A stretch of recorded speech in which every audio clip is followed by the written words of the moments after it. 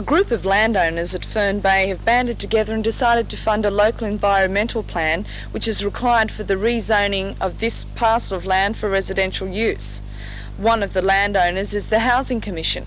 It's owned this parcel of land for the last 20 years. It paid something like $400,000 for it, but they haven't been able to use it, mainly because they're afraid there may still be live explosives here. These deserted bunkers tell the tale. This area was once used as an army explosive proving range, and as Mr. Jim Hoyster from the Housing Commission explains, this has made the Commission understandably hesitant to develop the area. There's always been a danger in trying to develop the area because of this possibility. But there's a study being done at the moment, isn't there, to try and ascertain whether there are any mines there and if they can be exploded?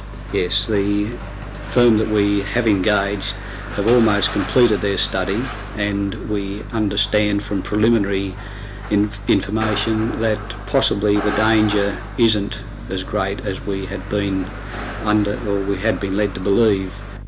According to Mr. Hoyster, the Army has neglected to keep detailed plans of its activities at Fern Bay, which has added to the Housing Commission's problems.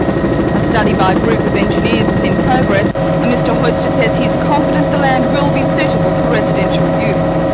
If the plan does eventuate, some 7,000 people will be housed there. Meanwhile, the Newcastle City Council's Planning Committee last night approved a $3.5 million Housing Commission flat development in Fraser Street, Jesmond. It's envisaged the development will include 54 two-bedroom flats and about 30 pensioner dwellings. The Housing Commission says the housing shortage is ongoing. At present, there are some 3,000 people on the waiting list for accommodation, but if these two projects do go ahead, it'll go part the way to solving the problem.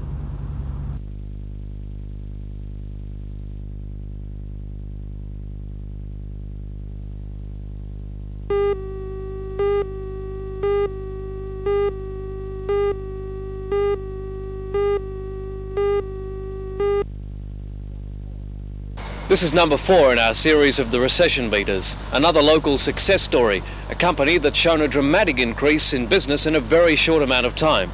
It's also proven to be a pioneer in the use of high technology. Alco Steel is in the fabrication and construction business. The high technology starts right at the drawing board. Alco has spent nearly $2.5 million on computer-assisted drawing equipment.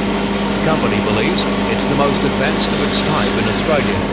The video display draws the lights from a special handheld control switch.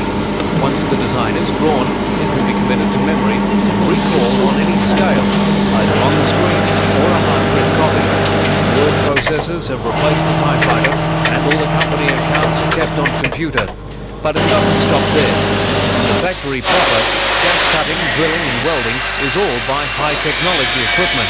The latest acquisition is this industrial robot used for a range of welding jobs. It is purchased from a Japanese firm that has been modified and fitted with auxiliary equipment to suit the Australian application. This welding operation would normally take about 45 minutes. The robot takes just 3 minutes. Since moving to the Tomago site from Carrington in 1978, Alco has increased its turnover from $2 million annually to $40 million last year. In the fabrication division, the staff has increased from 19 to 140. Nationwide, the company now employs 500 people. However, Alco is finding that more and more of its work is coming from Queensland. Large mining and power station development is continuing in that state, and Alco has plans to move some of its operations into Queensland to meet that demand. After its successful track record, how then does Alco plan to continue beating the recession in Newcastle?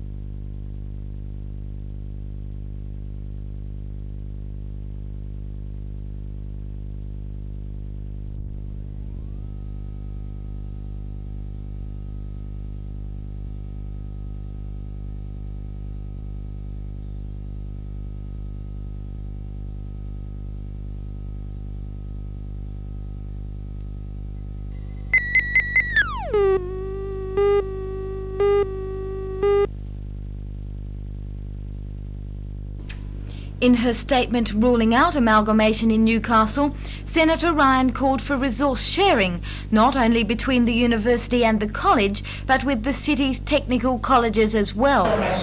Reacting to the minister's statement today, executives from both institutions agreed that resource sharing is a good idea and that all concerned will benefit.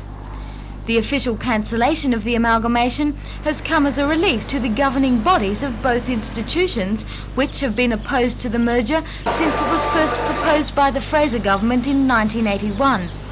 But both are disappointed that they haven't been granted extra funds.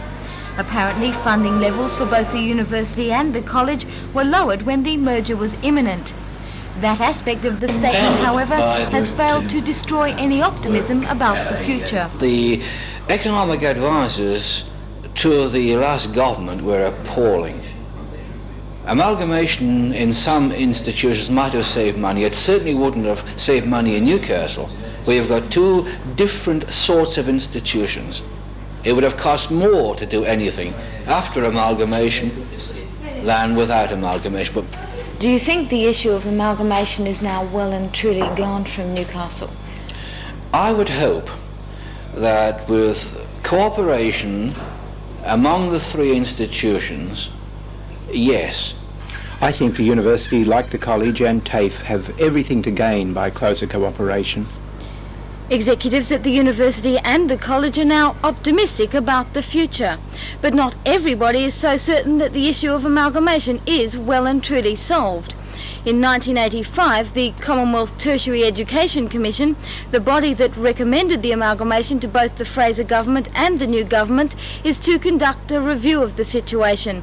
The Tertiary Education Commission's nose must be very much out of joint. It gave bad advice after the Razor Gang's decision. It really went back on its own recommendations. It attempted deliberately to sabotage advanced education here in Newcastle.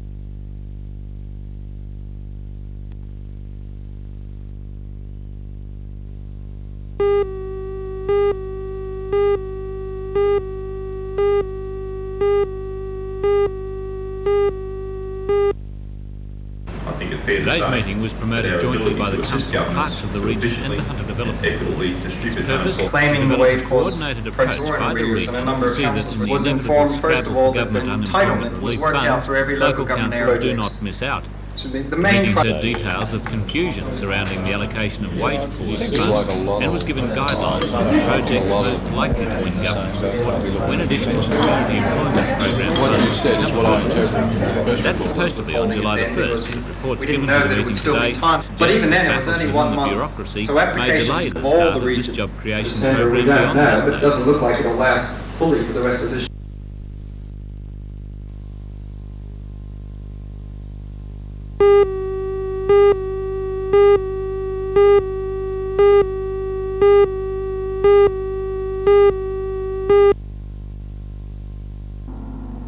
Thanks, Mike. Well, great afternoon out here at Toronto.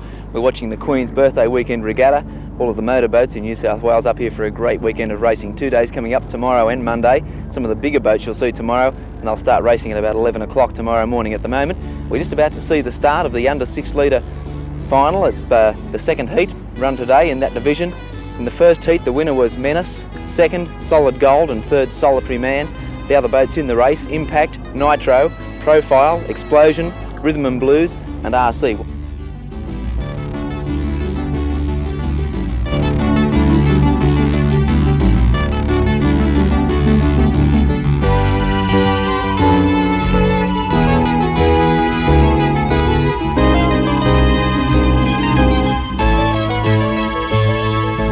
There we have it, the final of the under 6 litre class. First place, Menace. In second, Solid Gold, and third, Solitary Man. It's just a rerun of that first heat. More powerboat racing coming up at Toronto over tomorrow. That's Sunday and Monday. All the big guns will be here tomorrow, of course. A great weekend of racing coming up. If you've got the opportunity, it's the Royal Motor Yacht Club at Toronto for some powerboat racing all over this long weekend. It's back to you, Mike.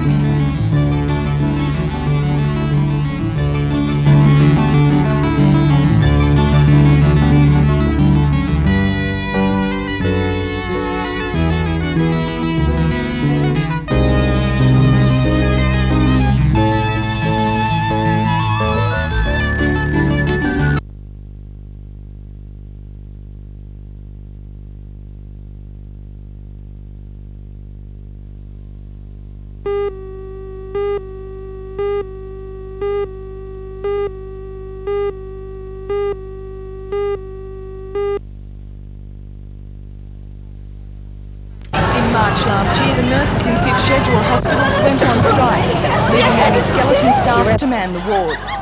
The staff at Allendale Hospital joined the protest. They say it was an agonising decision, but the goal of bed reductions in order to create a higher standard of patient care was of paramount importance. The sacrifices have been worth it, they say, and today it's a different story at Allendale. The success of the changes is due to a number of factors. The state government coffers provided $70,000 for renovations. Most of this went to the palliative care ward, which cares for terminally ill and frail patients. The Ladies Auxiliary has also helped by providing volunteers and contributing $50,000 a year towards the betterment of facilities at the hospital. Finally, the staff's obstinance in maintaining staff levels and reducing bed numbers has paid off. The nurses and administration are now able to introduce new programs to improve the patient's physical and mental well-being. Some 120 beds have been taken from the wards, which has solved the problem of overcrowding and created more living space for the 410 patients. This ward once had 50 beds, but now one of its many uses is for this twice-weekly dance and sing-along. These patients have Alzheimer's disease, which diminishes the short-term memory and often causes the patient to wander off. The program has only been running for 4 weeks, but already the nurses have noticed a marked improvement. The smiles tell the story. Colin McDonald is one of the instigators of the program. And we've started this program 4 weeks ago, and the reactions and interactions between the patients has been fantastic. So it's beneficial. Oh, very beneficial. Staff at Allendale are still striving to keep their staff levels intact. At the moment there are 25 vacancies, but the nurses say at least they have made some headway in the realm of patient care.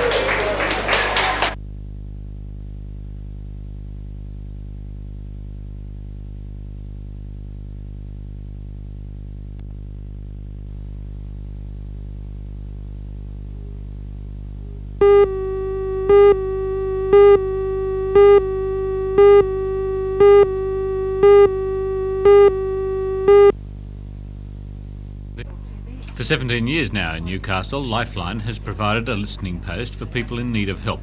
Calls come in at the rate of some 9,000 a year, in many cases the need being simply to have someone to talk over a problem with. Now Lifeline's 100 counsellors, drawn from all walks of life, will undergo special training so that they can provide a counselling and information service for the unemployed. Director Dennis Milliken believes many unemployed may prefer to use the money to seek assistance, where they might shy off a personal approach to welfare organisations. We are hoping that with the aid of the telephone, which offers first of all confidentiality and I think also an immediacy, that it's available any time of the day or night when people are motivated to seek help, some of these folk will be encouraged to find out what services may be available before their situation has deteriorated further than it should.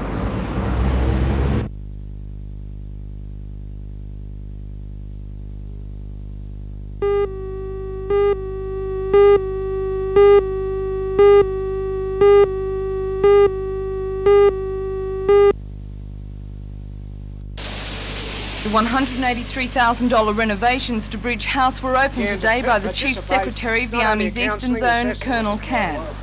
The centre is a vital part of the Salvation Army's statewide drug and alcohol addiction program.